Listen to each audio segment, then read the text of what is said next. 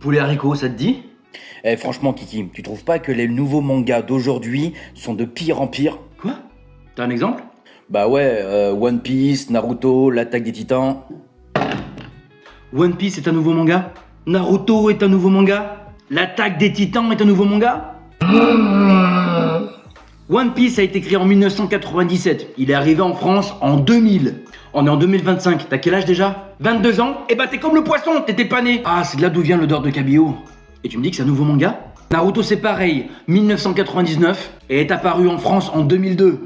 Cette année en 2025, ça fera 23 ans. T'étais encore dans les balls de ton père. Et la création de l'Attaque des Titans en 2009. Et bien sûr, 3 ans après, c'est arrivé chez nous. Tu dis que c'est un manga jeune, mais ça a plus de 13 ans. Au lieu de raconter de la merde, ferme-la! Je suis désolé mon ami, mais t'as des préjugés sur les mangas qui sont absolument dingues. 90% des mangas, c'est pas pour les enfants. L'exemple très simple, Naruto. Ses parents sont morts. Le démon à queue le plus puissant est enfermé en lui. Il est élevé par un vieux con. Ouais, le vieux Hokage, c'est un vieux con. Il essaie de se faire des potes, mais personne veut de lui. Il est vu comme un paria, trop excité, essayant de faire le malin. En vrai, beaucoup de gamins dans l'académie des ninjas se foutent de lui. Il est réellement seul.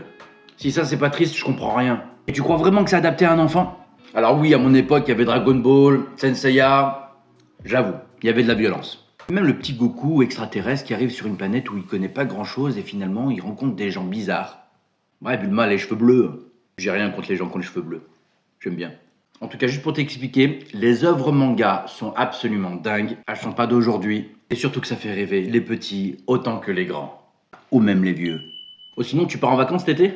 Kiko, c'est Kiki Manga.